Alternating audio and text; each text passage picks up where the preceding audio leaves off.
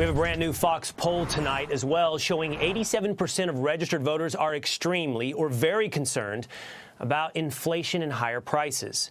Meanwhile, 76% care about deep political divisions. And almost at the very bottom of the list, if you can look down that far, only 65% are concerned about infrastructure. So why is that the only thing Joe Biden and the Democrats seem to care about? It's like they flipped the poll upside down. Here now, Newt Gingrich, former Speaker of the House. He's also got a new book, Beyond Biden, out on November 2nd. You can pre-order your copy now on Amazon. Newt, glad to have you. So you can see what's important to Americans. Why is the Biden administration uninterested in those issues? Well, that's true across the board. They're uninterested in controlling the border, which is a huge issue for Americans. They're uninterested in the rise in murders, which is a big issue to Americans.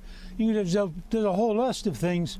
The Biden team, which includes Schumer and Pelosi and virtually every Democrat in Washington except maybe Manchin and Sinema, the Biden team is committed to a hard left, big government socialist model. They have to pay off the unions. That means they've got to pass big spending. They've got to find ways to take care of their allies. And I think that you see them literally tone deaf. I mean, I actually don't have the language, and I've been working on this. These are people who reject reality. I mean, it's not, Reagan used to say he didn't worry about what liberals didn't know. He worried about what they knew that wasn't true. Well, now I'm worried because even when it's objectively obvious, I mean, they're flying children at night into Westchester County, New York, getting them out of Texas. And I don't think anybody knows where they're going, what's happening to them.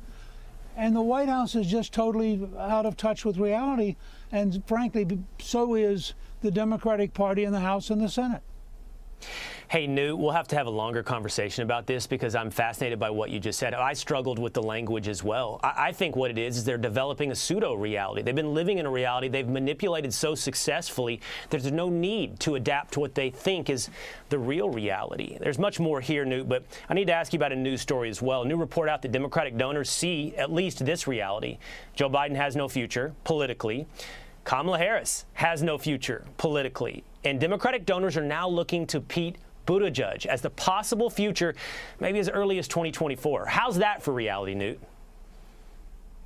Well, you've got in Buttigieg somebody that took 2 months off on family leave, leaving behind nobody in charge of the Department of Transportation as we drifted into a gigantic crisis of logistics with over 60 ships stuck offshore from Long Beach, for example, off of Savannah, off of Los Angeles. So we're going to take a guy who's a total failure at solving one of the biggest economic problems we have right now, and we're going to somehow magically make him the Democratic nominee. I mean, as a Republican, I think it's terrific.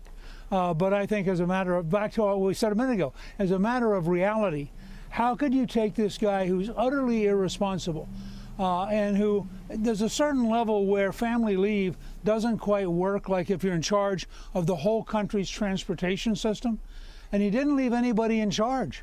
So for 2 months, we were rudderless, had nobody in charge, and the entire logistics system got steadily worse.